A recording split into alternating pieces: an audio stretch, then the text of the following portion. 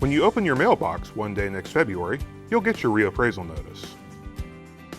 There is no way my home is worth this much. We want to be sure that we get this right, and we have tools for you right at your fingertips to check the values of the homes around you. Visit WeValueGaston2023.com and click on My Property Value. That'll take you to our new Compare tool, where you can see sales of other properties near yours. Lots of things can change property values, from adding a new pool to expanding your garage and more. But for many of us, the increase is simply due to the rise of values driven by the housing market. You're just taking advantage of this crazy housing market. We're not, we promise. Each county in North Carolina is required by the state to begin a reappraisal process once values increase or decrease by more than 15% from where they were last set. I still don't think this is fair, and I want a second opinion. And that's one of your rights. If you think your new value is reached in error, you can appeal. So what do I need? Anything to show inaccurate information was used in determining the value. Check the details of your listing carefully. If the number of bathrooms or bedrooms or the total square footage is wrong, provide documentation to show that. And remember the Compare? Check nearby sales to see if they support your claim that your value is too high. Now that you've gathered that, you've got 3 ways to appeal. The most popular is the online portal. Use the parcel number located at the top of your notice to locate your property. You can also appeal by mail, using the form attached to your notice. Be sure to include any of the documents you gathered before you put it in that mailbox.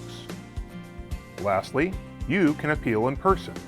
Call our office to set up an appointment and make sure to bring all your documents with you the day of the appointment. To make it even more convenient, our tax staff will do mobile appeals, coming to many of the cities all across Gaston County. Now this is important. Once you receive your notice, you have 30 days to appeal. Once the appeal is filed, our team reviews all the information you've provided. If it's found that an error was made, we'll let you know what the new property value is. If the value is determined correctly, we'll let you know that too. I still disagree with my value. If your first appeal is unsuccessful, you can take your case to the Board of Equalization and Review. The Board of what? Who are these folks anyway? The Board of Equalization and Review. They're residents just like you. They are appointed to serve and are selected by the Board of Commissioners to fill the seats. They get mandatory training from the State Department of Revenue and are appointed to 3-year terms. Okay, so how do I get this before the board? Check the letter you get from our tax office on your initial appeal. It'll have all the instructions on how to file that appeal and how long you have to do it. Once they've heard your case, the board will review all the facts and notify you of their decision by mail. But what if they don't agree with me either? Then you have one more option. Once you receive your letter with a decision from the Board of Equalization and Review, you have 30 days to appeal to the Property Tax Commission. That's a 5-member board in Raleigh appointed by the Governor and the General Assembly. So if my property value goes up by 25%, does that mean my tax bill does too?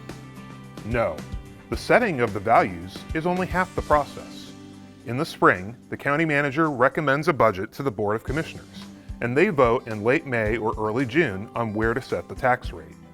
Once that's done, property owners will get mail next July that shows what their new bill will be. Well, I get it. I'm still not happy about it, but I do feel better knowing that there's a way for my voice to be heard by the people who are making those decisions. Thank you, bodiless narrator, wherever you are.